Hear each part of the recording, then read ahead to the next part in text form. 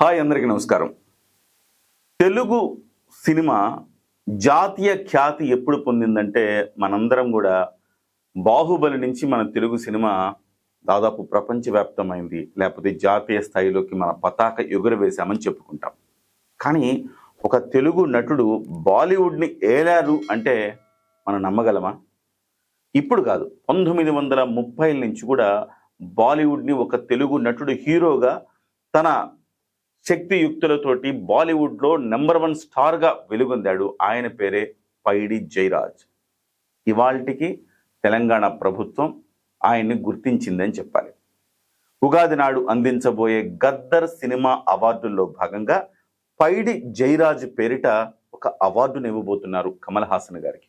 మొదటి సంవత్సరం ఆ అవార్డును మణిరత్నంకి అందించగా, 2వ సంవత్సరం ఆ అవార్డును కమల్ హాసన్ గారికి అందించబోతున్నారు. అదేంటది, మణిరత్నం గారికి అందించారు, తర్వాత కమల్ హాసన్ గారికి అందించారు. ఇద్దరు ఇస్తే హీరోలకో లేకపోతే మ్యూజిక్ డైరెక్టర్లకు ఇవ్వాలంటే కాదు.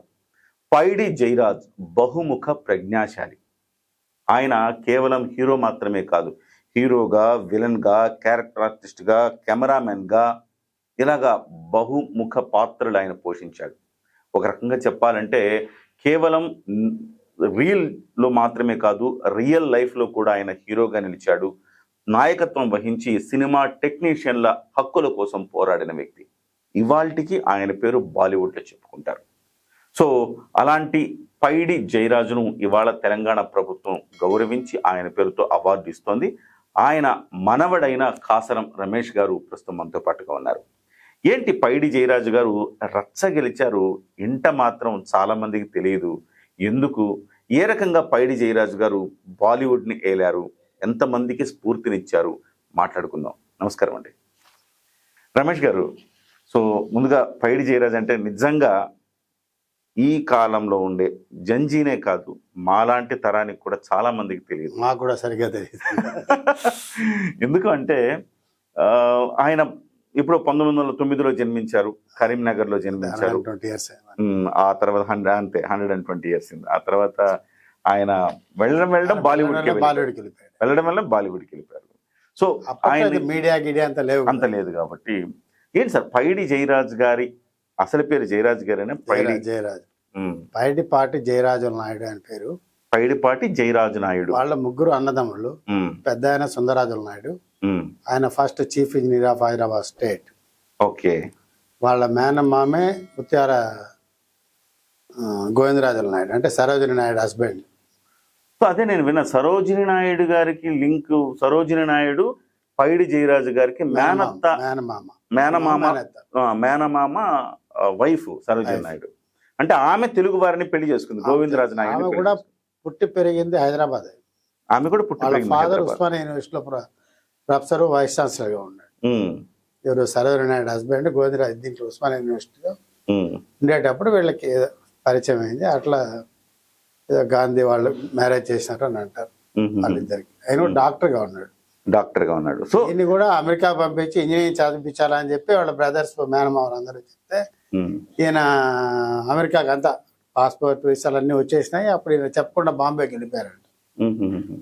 ఎట్లా సార్ రమేష్ గారు, మీకు ఆయనకి, మీరేమో ఒక ఆంధ్ర వ్యక్తి, ఆయన కూడా ఆంధ్రనేనా? ఆంధ్ర నుంచి వాళ్ళు అప్పట్లో హైదరాబాద్ నవాబ్ అప్పుడు 300 ఫ్యామిలీస్ తెచ్చారంట హైదరాబాద్. 300 కాపులు అంట, 300 ఫ్యామిలీ. దాంట్లో బాగా ఎఫిషియన్సీ ఉండే వాళ్ళని తీసుకొని వచ్చుకున్నారు హైదరాబాద్ నవాబ్. ఈ మూసీ నది ఇప్పుడు ఉండదు, ఇప్పుడు ఆ మూసీ నది డిజైన్ చేసిన కూడా సుందరాజుల నాయుడు. ఓకే. ఆయన అప్పుడు చీఫ్ ఇంజనీర్ గా ఉన్నప్పుడు మళ్ళా దానికి ప్లాన్ పెట్టింది విశ్వేశ్వరయ్య. వీళ్ళిద్దరు కలుసుకొని చేస్తారు. ఈయన మొత్తం తిరిగి గురాల పెంద తిరిగి చేశారు. అది శ్రీశైలం డ్యామ్ కూడా ఆయన చాలా వర్క్ చేశారంట, డిజైనింగ్ పార్ట్ లో. నాగార్జున సాగర్ డ్యామ్, నాగార్జున సాగర్ మనకి తెలంగాణలో ఉండేదంట. వీళ్ళ మేనమామ కొడుకు జయసూర్య, అంటే సరోజిని నాయుడు కొడుకు. ఓకే, జయసూర్య.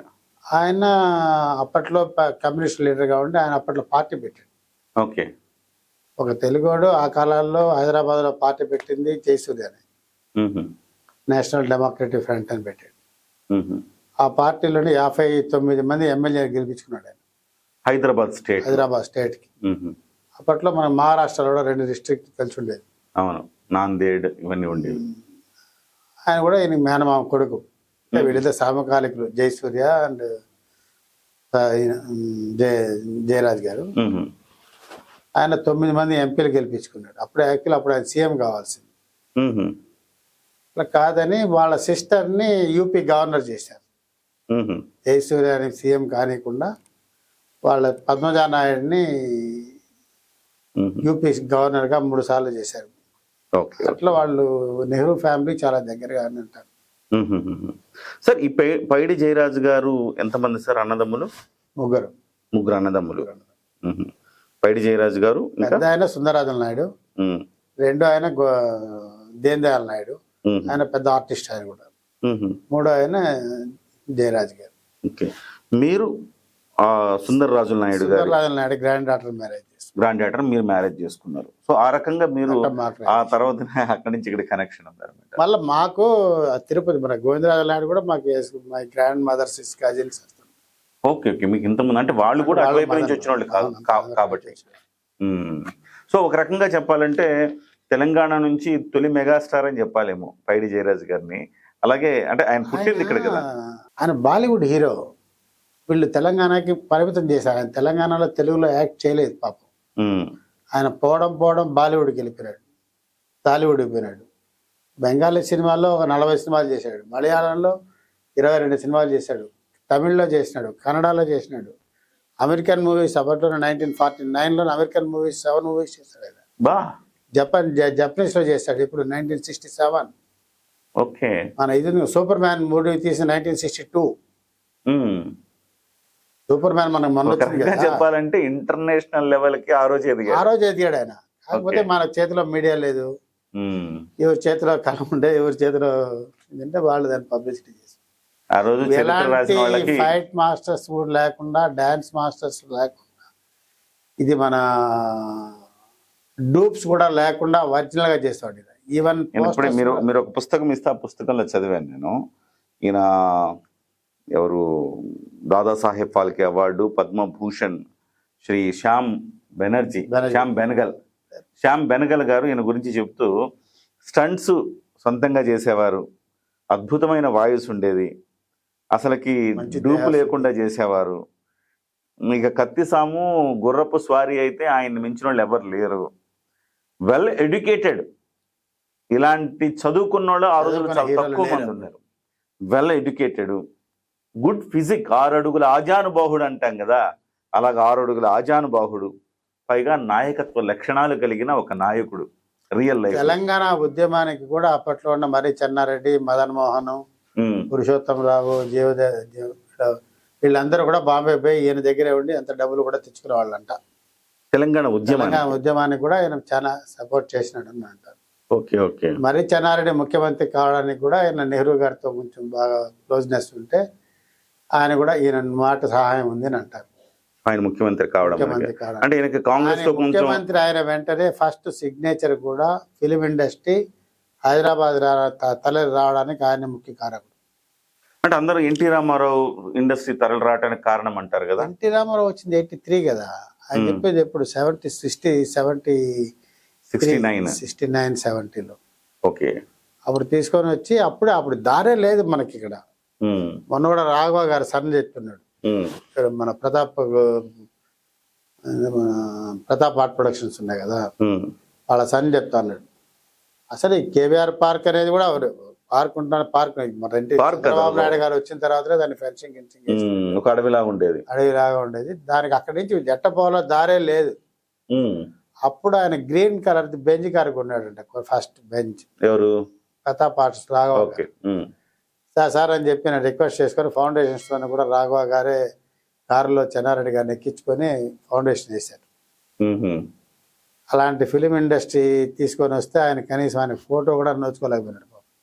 సార్ ఇప్పుడు నిజం చెప్పాలంటే ఇండస్ట్రీ మీరు చెప్పిన విషయాలు చూస్తే ఆయన ఇంటర్నేషనల్ లెవెల్లో ఎదిగారు, కానీ సరైన రికగ్నిషన్ ఉమ్మడి ఆంధ్రప్రదేశ్లో అసలు ఆయన దొరకలేదు. రీజన్ ఏంటి? ఆయన కూడా తెలుగు సినిమాల వైపు చూడలేదు. రీజన్ ఏంటి? పోవడం బాలీవుడ్ వెళ్ళిపోయాడు, మళ్ళీ కిందకి ఎందుకు వస్తాడు? కూడా Hindi, Marathi, Punjabi, Gujarati, American movies, Japanese మూవీస్కి వెళ్ళిపోయాడు. అని టైం లేదు ఫస్ట్ ఆఫ్ ఆల్. అందులో అక్కినేని నాగేశ్వరరావుకి చాలా క్లోజ్ ఫ్రెండ్స్ వీడు. ఎన్టీ రామారావు కూడా బాగా క్లోజ్. ఎన్టీ రామారావు ప్రచార రథానికి కూడా ఈయన హరికృష్ణ గారు ఎప్పుడు మన ఇంట్లో ఉండేవాళ్ళు అంట. నా మ్యారేజ్ అయినా కూడా హరికృష్ణ మన ఇంటి గారు ఉండేవాడు. ఆయన ఇంట్లో ఉండేది ఇప్పుడు కాంప్లెక్స్ కట్టింది, Raj mansion. Raj mansion 3 complex ఉండదు. ఆయన కార్లని కూడా ఇంకా మన ఇంట్లో ఉన్నాయి. Jayaraj Ford car, bench car అంతా కూడా ఉన్నాయి. ఇంకా మ్యారీస్ అన్ని కూడా పోవడం మాకు బాలీవుడ్కి వెళ్ళిపోయినాడు అంతే. సో ఎందుకంటారు అంటే మనకి తెలియకపోవడానికి, చరిత్ర తెలియకపోవడమో, లేకపోతే ఇక్కడ తెలుగువాడిగా ఆయనకి రావాల్సినంత గుర్తింపు, మనకు ప్రైడ్ కదా వాస్తవానికి. ఒక మన తెలుగువాడు ఇవాళ మన రాజమౌళి గురించి ఎట్లా చెప్పుకుంటున్నాం. సో రాజమౌళి మన సినిమాని ఎక్కడికో తీసుకుపోయాడని చెప్పేసి ఒక తెలుగువాడు ఒక విజయ పతాక జాతీయ స్థాయిలో, అంతర్జాతీయ స్థాయిలో ఎగురవేస్తే తెలుగు వాళ్ళు చెప్పుకునే పరిస్థితి రాలా. 80 సంవత్సరాల ముందే పోయినాడు. మనం ఇప్పుడు పోయినామా? 80 సంవత్సరాల ముందే. 80 సంవత్సరాల ముందు, అదే నేను అంటున్నా. 1930లో 1929 ఫస్ట్ మూవీ అయింది. ఓకే, 10 సంవత్సరాలు అయిపోయింది. అంటే మూకీ సినిమాలు. ఫస్ట్ మూకీ 11 సినిమాలు చేశారు ఆయన. ఓకే, హిందీలోనే ఫస్ట్ మూకీ సినిమాలు చేసింది ఈయనే. ఓకే, తెలుగు తర్వాత వచ్చింది. ఫస్ట్ హిందీలో చేసిన మూకీ సినిమాలు ఈయన 11 మూవీస్ చేశారు. హిందీలో మొదటి మెగాస్టార్ అనొచ్చు ఆయన. First action hero of India. First action hero of India. వీళ్ళంతా మళ్ళీ వచ్చారు, పృథ్వీరాజ్ కపూర్ వీళ్ళంతా. పృథ్వీరాజ్ కపూర్ గారే నీకు మ్యారేజ్ చేసింది వాళ్ళ కజిన్ సిస్టర్ అయిన సావిత్రి గారు. Okay okay okay. అట్టోలో ఆయన అట్ట పంజాబీ దీంట్లో గెలిపినాడు. ఈవెన్ ఇక్కడ టచెస్ బాగా తగ్గినాయి. అంటే అయితే ఫంక్షన్స్ అప్పుడప్పుడు వచ్చేవాడు జయరాజ్ అంతే. కానీ ఇవంతా నేను వేరే చోట చదివాను, దిలీప్ కుమార్ గారు ఆయన గురించి చెప్తూ అసలు చాలా ప్రోత్సహించేవారు మమ్మల్ని అని. దిలీప్ కుమార్ గారు అప్పట్లో పెద్ద హీరో, అంటే ఆయన తర్వాత వచ్చిన ఆయన. తర్వాత అమితాబ్ బచ్చన్ ఇప్పుడు పపాజీ అంటారు. వాళ్ళ ఇంట్లో కూడా ఫస్ట్ ఈయన ఫోటోనే పెట్టుకుని ఉంటారు. అమితాబ్ బచ్చన్ కానీ షారుఖ్ ఖాన్ ఫస్ట్ రెమినేషన్ కూడా జయరాజ్ గారు ఇచ్చింది. ఓకే, సినిమా ఇండస్ట్రీలో బాంబేలో ప్రతి సుమార్ పార్టీ హీరోలందరూ కూడా ఫస్ట్ రెమినేషన్ ఈయన చేతితో తీసుకున్నారు. సెంటిమెంట్ గా బాగా కలిసి వస్తుంది. Okay okay okay. ఇప్పుడు అట్లా ఆ విషయంలోనే మన జయరాజ్ అవార్డు మన కేసీఆర్ గారు అనౌన్స్ చేశారు. అనౌన్స్ చేసేప్పుడు మన విశ్వనాథ్ గారికి ఇస్తామని చెప్పి కేసీఆర్ గారు చెప్పడం జరిగింది. అప్పుడే బుక్స్ అనేవాడు ప్రింట్ చేయించారు. అప్పుడు అమితాబ్ బచ్చన్ని పిలిచి, చిరంజీవి గారిని పిలిచి ఆయనకి పట్టు బట్టలు, చేతి కడి అవన్నీ చేయించాము. అక్కడ 3 days బిఫోర్ పాపం అని కరోనా వచ్చింది అమితాబ్ బచ్చన్. ఇది Paidi Jayaraj the first action hero, అంటే ఇండియాలో ఫస్ట్ యాక్షన్ హీరో, మన తెలుగు వాడవటం మనకు గర్వకారణం. ఆయన గురించి ఒక పుస్తకాన్ని రచించారు. ఇవన్నీ కూడా ముఖ్యమంత్రిగా రేవంత్ రెడ్డి గారు కూడా దీన్ని ఆవిష్కరించారు. సో ఇవాళ ఆయన ఈ పుస్తకంలో ఆయన ఎలా ఎదిగాడు, ఏంటి, ఎంతంత ఏ స్థాయిలో బాలీవుడ్లో మనం చెప్పుకుంటున్న అనేక మంది గురించి వాళ్ళందరూ కూడా ఈయన తర్వాత వచ్చిన వాళ్ళే. ఈయన గురించి వాళ్ళందరూ కూడా చాలా గొప్పగా చెప్పారు. బుక్ రిలీజ్ చేసింది సీఎం. అదే సీఎం గారు బుక్ రిలీజ్ చేస్తున్న రవిచంద్ర గారు. ఆ తర్వాత దాదా సాహెబ్ ఫాల్కే అవార్డు అందుకున్నారు 1980లో. అంటే సినిమా రంగంలో ఇచ్చే అత్యున్నత పురస్కారం దాదా సాహెబ్ ఫాల్కే అవార్డు. అది అత్యున్నత పురస్కారంలో కేవలం మన తెలుగులో అందుకున్నది కేవలం ఒక అక్కినేని నాగేశ్వరరావు గారు మాత్రమే. సో అలాంటి అవార్డు ఈయన అందుకోవటం అంటే ఇప్పుడు 1980లోనే అందుకున్నారు ఈయన. ఇకపోతే ఆయన ఎంతో మంది హీరోయిన్, సరోజిని నాయుడు గారి మేనల్లుడు దిలీప్ కుమార్ గారు ఆయన గురించి ఏం చెప్పారనేది ఇట్లా ఈ పుస్తకం మొత్తం కూడా పొన్నం రవిచంద్ర గారు రిలీజ్ చేశారు. సో వాళ్ళ 3 సోదరులు, ఆయన ఎలా ఎంతమంది హీరోయిన్లతో నటించారు ఏంటి అనేది ప్రతిది కూడా, ఆయన సినిమా కెరీర్ ఎట్లా స్టార్ట్ అయింది ఏంటి, ఎంత ఇది ఇదా ఆయన ఫస్ట్ ఇదా body building India world number 1 second వచ్చాడు. బాడీ బిల్డింగ్ కూడా బాడీ బిల్డింగ్ వరల్డ్ ఫస్ట్ వచ్చాడు అప్పటి ఒలింపిక్ లో. ఓహో, ఒలింపిక్స్ లో 1932లో ఒలింపిక్ లో ఆయన. Okay okay okay. Hyderabad Jayaraj well sculpted body and earned him 7th place in the world beautiful competitions. Second 7th place అన్నమాట. This became added asset along with his height. So అంటే world 7th రావడం అంటే కూడా ఆ రోజుల్లో చాలా గొప్ప విషయమే కదా.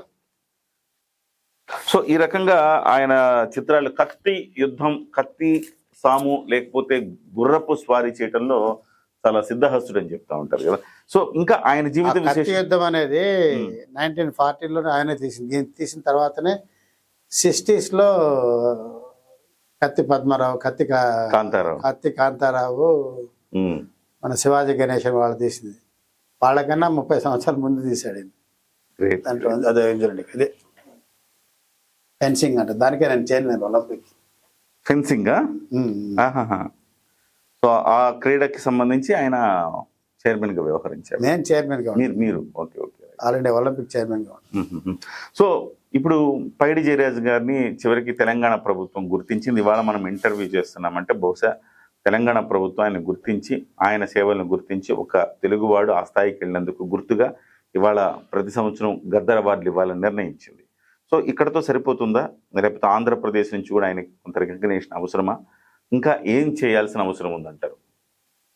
ఫిల్మ్ ఇన్స్టిట్యూట్ కానీ గవర్నమెంట్ నుంచి పెడితే కొన్ని వందల మంది పిల్లలకి మనం ఉపాధి కల్పించిన వాళ్ళు అవుతాము. ఆర్డినరీ చదువుకునేసి పాపం ఉద్యోగాలు లేకుండా వాళ్ళు పోయి ఫిల్మ్ ఇన్స్టిట్యూట్లో డబ్బులు కట్టి చదువుకోవాలంటే కష్టంగా ఉంది. దానికి కూడా లాస్ట్ టైం కూడా చెప్పారు, ఫిల్మ్ ఇన్స్టిట్యూట్ జయరాజ్ పేరుతో అనౌన్స్ చేశారు. యాక్చువల్లీ వాళ్ళు చెప్పింది అప్పుడు జయరాజ్ అవార్డు ఇస్తామన్నారు. ఫస్ట్ జయరాజ్ ఫిల్మ్ ఇన్స్టిట్యూట్ చిన్న చిన్న కార్మికుల ఇండ్లు, ఆయన జీవితం అంతా కూడా సినీ కార్మికుల కోసమే ఫైట్ చేశాడు. ఓకే. ఈ సినిమా ఇండస్ట్రీలో పనిచేసే వాళ్ళు తక్కువ రెమ్యునేషన్ ఉంటుంది, వాళ్ళకి ఉండడానికి ఇండ్లు ఉండమని చెప్పి ఒక హైదరాబాదే కాదు, బాంబేలో చేసినాడు, గుజరాత్లో చేసినాడు, మహారాష్ట్రలో దీంట్లో మన వెస్ట్ బెంగాల్లో కలకటాలో చేసినాడు, కేరళలో చేసినాడు. ఎక్కడ పోయినా కూడా వాళ్ళు గవర్నమెంట్తో ఫైట్ చేసి సినీ కార్మికులకి వాళ్ళకి ఇన్సూరెన్స్ ప్లస్ వాళ్ళకి హౌస్ సైట్స్, హౌస్ ఫ్లాట్స్, అది చిన్న చిన్న కార్మికులకి మనం గవర్నమెంట్ నుంచి వీలైనంత త్వరగా ఇంటి జాగాలు ఇస్తే బాగుంటుంది. అది 2 bedroom హౌసెస్ ఇప్పుడు గవర్నమెంట్ ఎట్టా ఇస్తా ఉంది కదా. సినీ కార్మికులకి ఇల్లు ఇవ్వాలా, సినీ కార్మికులకి ట్రైనింగ్ అనేది ఫిల్మ్ ఇన్స్టిట్యూట్ ఆయన పేరుతో పెట్టాలా. 3 ఆయన విగ్రహం పెడదామన్నారు. ఆ 3 మనకు పెడుతున్నాడు. మాకు ఎటువంటి స్వార్థం దీంట్లో లేదు. ఆయన కోరిక ఫిల్మ్ ఇండస్ట్రీలో కార్మికులకి కొన్ని వేల మందికి ఉపాధి ఉంది. అందరూ పోయి ఫిల్మ్ ఇన్స్టిట్యూట్ 10 లక్షలు 20 లక్షలు చదువుకోలేకుండా అది గవర్నమెంట్ కానీ పెట్టగలిగిందంటే కొన్ని మంది మన గవర్నమెంట్ ఉపాధి కల్పించడం అవుతుంది. పూనా ఫిల్మ్ ఇన్స్టిట్యూట్ ఆయన పెట్టింది. ఫిల్మ్ ఇండస్ట్రీ పూనాలో పెట్టింది కూడా జయరాజ్ గారే. న్యూయార్క్ ఫిల్మ్ ఇన్స్టిట్యూట్ ఓపెన్ చేసింది కూడా జయరాజ్ గారే. న్యూయార్క్లో ఫిల్మ్ ఇన్స్టిట్యూట్ కూడా ఆయన విగ్రహం ఉంటుంది. పూనా ఫిల్మ్ ఇన్స్టిట్యూట్ కూడా ఆయన విగ్రహం ఉంటుంది. మన తెలుగుడుగా ఉండి మనం ఇక్కడ ఏం చేసుకోలేకున్నాం. దానికి ఏదో మొన్నట్టు అక్కడేదో అలాట్ చేశారు అని అన్నారు. ఓకే. ఆయన తర్వాత ఆయన తరం, ఆయన వారసులు ఎవరు ఇండస్ట్రీలోకి రాలేదా? ఎవరు వచ్చారు? కొడుకు దిలీప్ రాజ్ ఉన్నాడు. ఆయన కూడా 90 years వచ్చేసింది. దిలీప్ రాజ్ ఆయన ఉన్నారు, ఉన్నాడు. ఆయన still is acting. Dilip Raj గారు 89 years అని బాంబేలో చేస్తున్నాడు. వాళ్ళ మనవడు రాజన్ సాయి అని చెప్పి ఆయన కూడా సీరియల్ ప్రొడ్యూసర్గా ఉన్నాడు. యాక్టింగ్ సైడ్ ఇంకెవరు రాలేదు. ఓకే.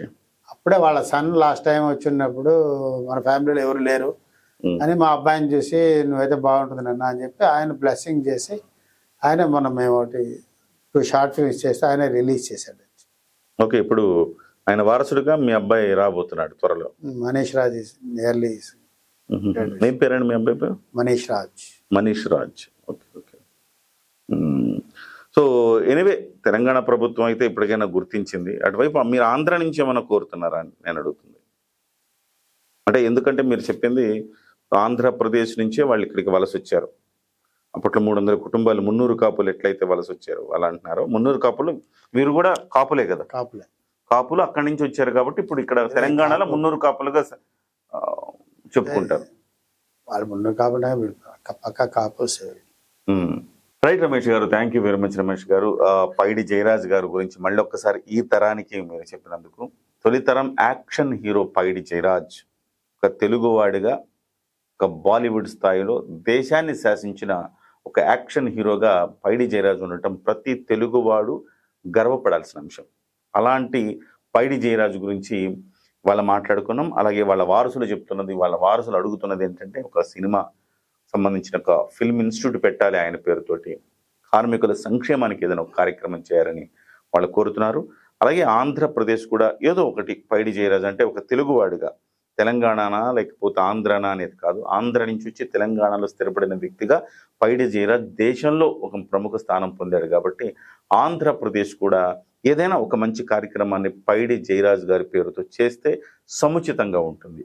మరి ఆంధ్రప్రదేశ్ రియాక్ట్ అవుతుందా లేదో చూద్దాం. ఏదేమైనా ఉగాది నాడు ఈ పురస్కారాన్ని అందుకోబోతున్న కమల్ హాసన్ గారికి అభినందనలు తెలియజేద్దాం. నమస్కారం.